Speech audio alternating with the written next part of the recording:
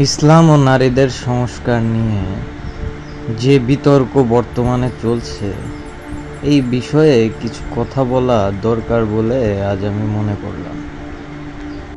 এখানে নারী সংস্কারকারীরা ভাবছে যে তাদের দাবি যৌক্তিক এবং ইসলাম ঠিকমতো তাদের অধিকার বুঝে দিচ্ছে না, আর যারা আন্দোলন করছে তারা বলছে নারীদের সমান অধিকার না ন্যায্য অধিকার দিতে হবে। তাদের কথায় স্পষ্ট হচ্ছে নারীদের হয়তো ইসলাম অধিকার সমান না রেখে কম অধিকার দিয়েছে, কিন্তু আদৌ কি তাই? চলুন এ বিষয়ে একটু বিশ্লেষণ করে দেখা যাক। আমরা যখন নারীদের অধিকার হিসেবে বর্তমানে কিছুটা সোচ্চার হয়েছি, সেখানে ইসলাম কয়েকশো বছর আগে নারীদের সুষ্ঠু অধিকার এবং নারীদের সুরক্ষার ক্ষেত্রে যে ব্যবস্থাগুলো গ্রহণ করা উচিত সেই ব্যবস্থাগুলো গ্রহণ করে গেছে। নারীদের পর্দার মাধ্যমে নারীদের করেছে তারা সুরক্ষিত, বাবা মা এবং ভাইয়ের কাছে তাদের বানিয়েছে সম্পদ। একটা ছোট্ট শিশু থেকে শুরু করে কিভাবে তাদের বড় করে একজন সুন্দর মানুষের হাতে তুলে দেওয়া যায় তার ব্যবস্থা করার জন্য ইসলাম তাগিদ দিয়েছে বাবা মা এবং তার গুরুজনদের। আজকে যদি নারীদের মুক্তভাবে ছেড়ে দেওয়া হয়, হাজারো হাজারো নারী হবে ধর্ষণের শিকার। শেষ পর্যন্ত তাদের কোনো পথ না থেকে চলে যাবে তারা পতিতাবৃত্তিতে। আবার এই পতিতাবৃত্তিকে তারা ব্যবসা হিসেবে দিচ্ছে, কিন্তু ইসলামে পতিতাবৃত্তির কোনো জায়গাই নেই। যেখানে তারা আমাদের দেশের জনগণ এবং তারা আমাদের দেশের মানুষ, সেখানে তারা কিন্তু কর দিয়েই এ দেশে থাকছে। সামান্য একটা জিনিস কেনার জন্য আমাদের কর দিতে হয়, তাহলে আমাদের দেশের অর্থনীতিতে তাদের টাকাও যুক্ত আছে। তাহলে তাদের একটা সুস্থ জীবন দেওয়ার জন্য আমরা সেই টাকা থেকে কেন ব্যয় করছি না তা আমার মাথায় ঢোকে না। কেন এটাকে আমরা আরও বৈধতা দিয়ে এদেশের নারীদের আরও ঠেলে দিচ্ছি অন্ধকারের দিকে, অরক্ষিত করছি নিজেদের হাতে। ইসলাম কখনোই নারীদের ঘরে আটকে রাখতে চায়নি বা আটকে রাখেনি, কোনো দিনও না। আপনারা হয়তো জেনে থাকবেন ইয়ারমুক যুদ্ধে নারীরাও অংশগ্রহণ করেছিল পুরুষদের সাথে। এছাড়া ইসলামের যে যুদ্ধগুলা ছিল সেগুলাতে মালপত্র দেখাশোনার দায়িত্বে থাকতো মুসলিম নারীরা। আবার খাওলা নামে এক মহিয়সী বীরাঙ্গনা সর্বকালের সর্বসেরা জেনারেল খালিদ বিন ওয়ালিদ রাদিয়াল্লাহু তাআলা আনহুর সামনে গিয়ে যুদ্ধ করেছে। শত্রুরা তো দূরের কথা, এমনকি মুসলিমরাও কিছুক্ষণের জন্য থমকে গিয়েছিল সেই সময়টায়। বুঝতেই পারেনি এই লোকটা কে, সে নারী নাকি পুরুষ।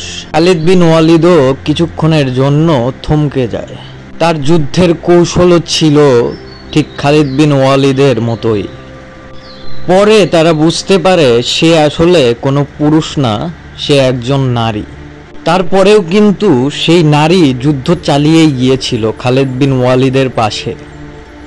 তাহলে এখন আপনারাই বলেন, কেন এবং কিভাবে ইসলাম আপনাদের সমান অধিকার দিচ্ছে না, বা কিভাবে ইসলাম নারীদের আটকে রাখছে?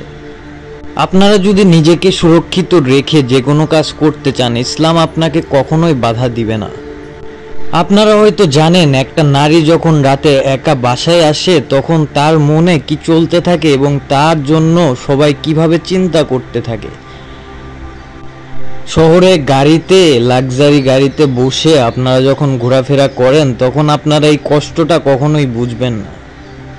আবার ইসলামের বিবাহ সম্পর্কে যদি আপনারা চিন্তা করেন, ইসলামে কখনোই বলা হয়নি মেয়েদের কাছ থেকে বা মেয়েদের পরিবারের কাছ থেকে কোনো অর্থ নেওয়া জায়েজ। এখানে ইসলাম আরও গুরুত্ব দিয়েছে তাদের দেনমোহরের উপর। মেয়েদের পরিবারের খাওয়ানো থেকে শুরু করে সকল ব্যবস্থাতে চাপ প্রয়োগ না করে নিজেদের বাড়িতে খাওয়ানোর জন্য তাগিদ দিয়েছে ইসলাম। এখন যদি সম্পদের দিকে আসি, আমাদের দেশে সম্পদের জন্য ভাইয়ে ভাইয়ে মারামারি সবসময় হয়ে থাকে।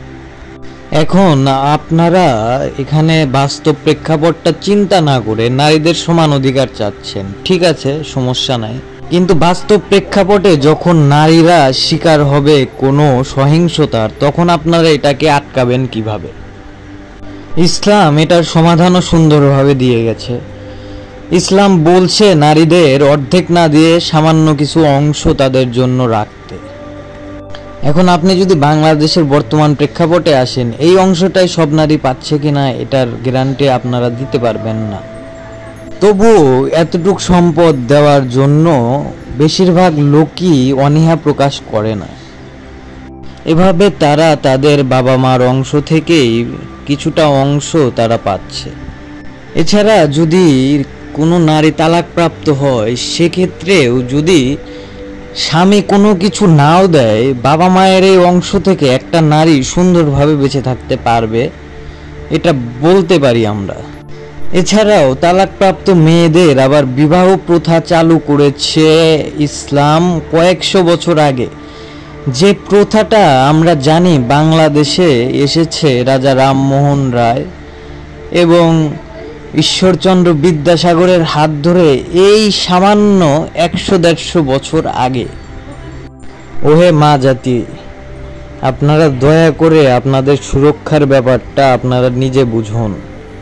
বর্তমানে যে শিক্ষার অবস্থা, এই শিক্ষাতে একটা সুন্দর জাতি গড়া খুবই কঠিন। আমরা পড়ে আছি মুখস্থ বিদ্যার হাত ধরে, আমাদের মানবিক শিক্ষা এখনো হচ্ছে না। পশ্চিম সমাজকে দেখে আমরা চলে যাচ্ছি নগ্নতার দিকে, কিন্তু পশ্চিম সমাজরা এই ছোটোখাটো ড্রেস বা নিজের ইচ্ছা মতো এইসব ড্রেসগুলো নিজেদের হট দেখানোর জন্য যে পরে, এটা আপনারা বুঝতে চান না কেন, এটা আমার মাথায় ঢোকে না।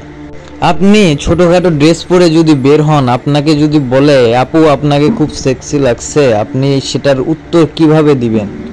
আপনি নিশ্চয়ই সেখানে সিন ক্রিয়েট করে আপনি পুলিশদের খবর দিবেন, বলবেন আমার ইমপ্রিজিং হয়েছে। কিন্তু পশ্চিম বিশ্ব এটার উত্তর দিবে, হয়তো বলবে আমার বয়ফ্রেন্ড আছে, অথবা বলবে ধন্যবাদ। এছাড়া কিন্তু তারা কিছু বলবে না। আপনারা যে পতিতাবৃত্তিকে ব্যবসা হিসেবে নিচ্ছেন, আমেরিকা সেই পতিতাবৃত্তিকে ব্যবসা হিসেবে নিয়ে মেয়েদের বানাচ্ছে ভোগ্য পণ্য এবং তাদের নির্যাতন করছে দিন রাত্রি। বর্তমানে বিভিন্ন পর্ন সাইটে আপনারা দেখতে পাবেন নারীদের উপর কী ধরনের জুলুম হয়ে থাকে। এরা সামান্য কিছু অর্থ উপার্জনের জন্য এসব করছে। আবার দেখবেন কিছু কিছু নারী এসব অবস্থা থেকে ফিরে ইসলামের পথে চলে এসেছে। রেল ব্ল্যাক নামে একজন পর্নস্টার নাকি দেখলাম ইসলামের পথে এসে তারা শান্তি খুঁজে পেয়েছে। বর্তমানে আমরা ইসলাম নিয়ে কোনো পড়াশোনা করি না কোনো বিশ্লেষণ। কুরআন আমাদের নির্দেশনা হিসেবে এসেছে আমাদের কাছে, সেই নির্দেশনা না মেনে আমরা কোথায় কি খুঁজছি আমরা জানি না। ওহে মুসলিমগণ, আপনারা হয়তো ভাবছেন বাবা মা সূত্রে আপনারা মুসলিম হয়ে বেঁচে যাচ্ছেন আপনারা, তবে আপনারা সূরা বাকারায় যদি পড়েন আপনারা বুঝতে পারবেন মুসলিমদেরই বারবার সাবধান করে দেওয়া হয়েছে। কঠিন শাস্তি থেকে বারবার মুসলিমদেরই বাঁচার কথা বলা হয়েছে মুনাফিকদের বাঁচার কথা। মুনাফিক হয়ে মরার যে কত কষ্ট আপনারা কেন বুঝতে চান না, এটা আমার মাথায় ঢোকে না। নারীদের সবসময় ইসলাম একটা সুরক্ষিত বস্তু হিসেবে রাখার চেষ্টা করেছে। পৃথিবীর জন্মলগ্ন থেকে এই মা জাতির উপর কত যে ঝড় ঝাপটা গেছে এবং তাদের উপর যে কত অত্যাচার হয়েছে এটা বলার মতো না। ইসলামের সমাধান সুন্দরভাবে দিয়ে গেলেও আমাদের কিছু কিছু লোকজন এগুলো লুকিয়ে তাদের স্বার্থ উদ্ধারে লেগে পড়েছে। দয়া করে আমরা কুরআন পড়ি এবং কুরআনে কি বলা হয়েছে, কিভাবে নারীদের অধিকার দেওয়া হয়েছে, কিভাবে তাদের সম্মানিত করা হয়েছে, সেটা জানার জন্য একটু কুরআনটা ভালো করে পড়ি। দয়া করে কুসংস্কার এবং অজ্ঞতার মধ্যে আটকে না থেকে যখন আমরা এসব খুঁজে দেখব তখন আমরা সমাধান পেয়ে যাব ইনশাআল্লাহ। যদিও আমার কুরআন সম্বন্ধে কোনো ধারণাই নাই, আমি 1%ও জানি না, তবুও সামান্য 2-1টা সূরার অর্থ জেনেই আমি এই কথাগুলো বলছি।